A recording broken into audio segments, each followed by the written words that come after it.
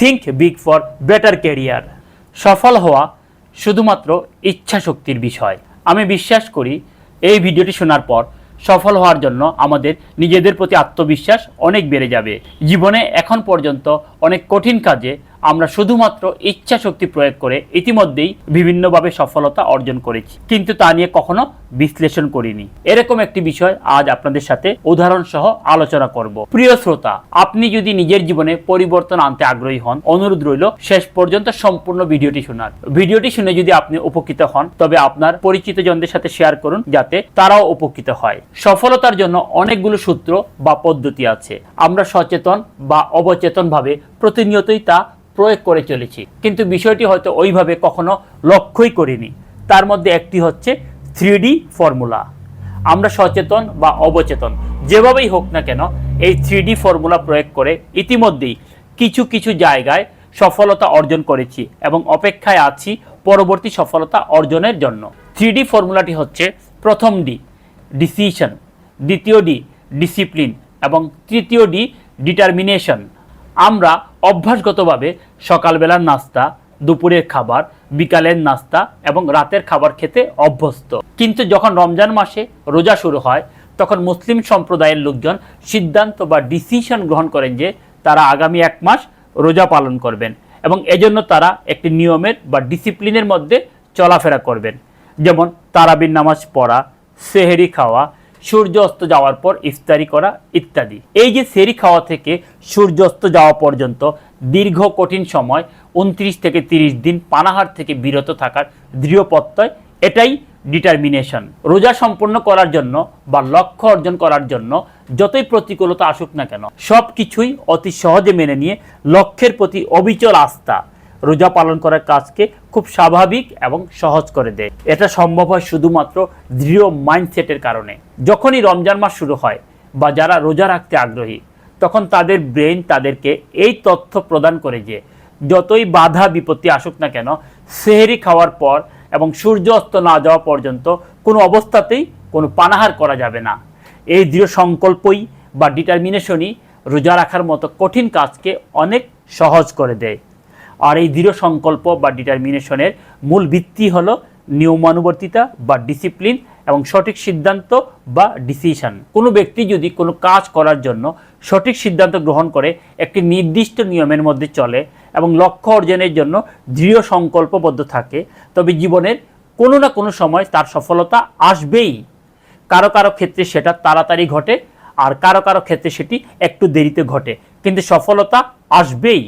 এটাকে অন্য আরেকভাবে সংজ্ঞায়িত করা যায়, যাকে বলা হয় ল অফ অ্যাট্রাকশন।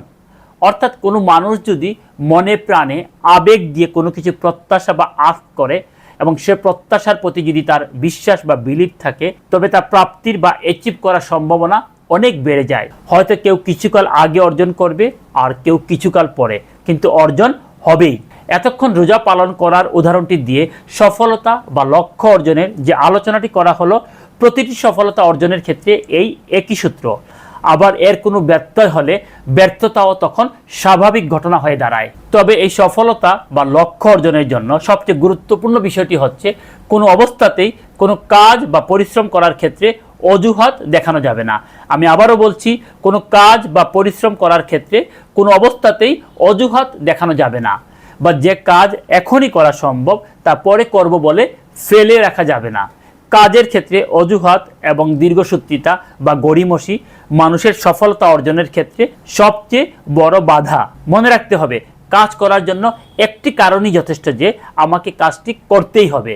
আর কাজ না করার জন্য অর্থাৎ ব্যর্থ হওয়ার জন্য অনেক কারণ বা অজুহাত বা যুক্তি দাঁড় করানো যাবে। Nobody is impressed with how good your excuses are. আমাদের এক্সকিউজ বা অজুহাত যতই ভালো বা যুক্তিযুক্ত হোক না কেন, তা কাউকে অভিভূত বা সন্তুষ্ট করতে পারে না। জর্জ ওয়াশিংটন কার্ভার বলেছেন, মানুষের 99% ব্যর্থতার মূল কারণ অজুহাত দেখানোর অভ্যাস। বাস্তবিকভাবে দেখা যায় বুদ্ধিমান লোকেরা খোঁজে সমাধান আর বোকা লোকেরা খোঁজে অজুহাত। যারা ফলাফল প্রত্যাশা করেন তারা অজুহাত না দিয়ে যে কোনোভাবেই হোক কাজটি করে ফেলেন। কেউ যদি বিনা কারণে অজুহাত প্রদর্শন করে তাহলে বুঝতে হবে তিনি দুর্বল প্রকৃতির মানুষ, জীবনে সফলতা অর্জন করতে বিমুখ। অর্থাৎ নিজের অজান্তেই তিনি নিজেকে ব্যর্থ মানুষ হিসাবে প্রতিষ্ঠিত করে ফেলেছেন। কোনো অবস্থাতেই অজুহাত বা গড়িমসির কাছে আমাদের হেরে যাওয়া চলবে না, তাহলে আমরা জীবন থেকেই হারিয়ে যাব। যারা ফলাফল প্রত্যাশা করেন তারা অজুহাত না দিয়ে যে কোনোভাবেই হোক কাজটি করে ফেলেন। আমরা অনেকেই খুব সহজেই বলে ফেলি, আমি অনেক চেষ্টা করেছি, আমার ভাগ্য ভালো না, আমার দ্বারা হবে না, ইত্যাদি ইত্যাদি। কিন্তু কখনো গভীরে গিয়ে নিজেকে প্রশ্ন করিনি, কেন আরেকজনের হচ্ছে আর আমার হচ্ছে না, কি কি প্রতিবন্ধকতার কারণে আমার হচ্ছে না। সে বিষয়টি আমাকেই খুঁজে বের করতে হবে, যাকে বলে রুট কজ অ্যানালাইসিস, অর্থাৎ সমস্যার শিকড়টা খুঁজে বের করা। যে কোনো সমস্যা সমাধানের জন্য আমি নিজেকে 5 বার ওয়াই প্রশ্ন করব। তাহলেই আমি সমস্যা সমাধানের শিকড় বা মূল খুঁজে পাব আর লক্ষ্য অর্জন এবং সফলতার দিকে ধীরে ধীরে এগিয়ে যাব। সফলতা অর্জনের জন্য স্বামী বিবেকানন্দের খুব সুন্দর একটি উক্তি আছে, যার ভাবার্থ অনেকটা এরকম, যে বিষয়টিতে আমরা সফলতা অর্জন করতে চাই সে বিষয়টি হবে আমার জীবনের ধ্যান জ্ঞান। সে বিষয়টি আমাদের চিন্তায় বা ফোকাসে সবসময় থাকবে, সেটিকে নিয়েই স্বপ্ন দেখতে হবে। আমাদের শরীর, মন, ব্রেন অর্থাৎ শরীরের অন্যান্য প্রত্যেকটি অঙ্গ প্রত্যঙ্গের সাথে সেই বিষয়টির বা লক্ষ্যের গাঁথুনি সৃষ্টি করতে হবে। এর মাঝে আর অন্য কোনো আইডিয়া বা বিষয় নিয়ে ভাবা যাবে না। আর এটাই হচ্ছে সফলতার রাস্তা। অর্থাৎ জীবনে যে ব্যক্তি যে কাজে বা যে বিষয়ে সফল হতে প্রতিজ্ঞাবদ্ধ, সে কাজকে মনে প্রাণে ভালোবাসতে হবে আর উপভোগ করতে হবে কাজের প্রতিটি মুহূর্তকে। যেমন যারা রোজা রাখেন তারা সবাই রোজাকে মনে প্রাণে আবেগ দিয়ে ভালোবাসেন এবং রোজার নিয়মকানুন মেনে চলেন। এরকম আরও অনেক উদাহরণ দেওয়া যায়। যেমন যারা ক্রিকেট খেলেন তারা তীব্র রোদের মধ্যে একটানা 5 দিনের টেস্ট ম্যাচ খেলেন। খেলাটিকে তারা মনে প্রাণে ভালোবাসেন এবং উপভোগ করেন বলেই রোদের তীব্র তাপ তাদের শরীর ও মনকে স্পর্শ করতে পারে না, বরং জয়ের নেশায় বা লক্ষ্য অর্জনের তাড়নায় তারা সব সময় নিজেকে উজাড় করে দেন। অথচ আমরা যারা খেলোয়াড় নই তারা রোদের মধ্যে 5-10 মিনিটও দাঁড়িয়ে থাকা সহ্য করতে পারি না, কারণ রোদে এই দাঁড়িয়ে থাকার সাথে আমার লক্ষ্যের বা আবেগের কোনো মিল নেই। লক্ষ্যের সাথে যখন আবেগের সংমিশ্রণ ঘটে তখন মানুষের জন্য যে কোনো কাজে সফলতা অর্জন অতি সহজ হয়ে যায়, বাস্তবিক অর্থে তা যত কঠিন কাজই হোক না কেন। জীবনে যারা সফল বা প্রতিষ্ঠিত তারা কেউই বিনা পরিশ্রমে তার কাঙ্ক্ষিত লক্ষ্যে পৌঁছাতে পারেননি।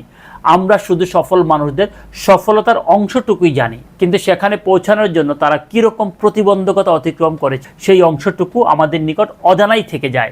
মনে রাখতে হবে, সফলতার জন্য কোনো শর্টকাট পদ্ধতি নেই। সফল হওয়ার জন্য লক্ষ্য নির্ধারণ করে তার সাথে অবশ্যই আবেগের সংমিশ্রণ ঘটাতে হবে।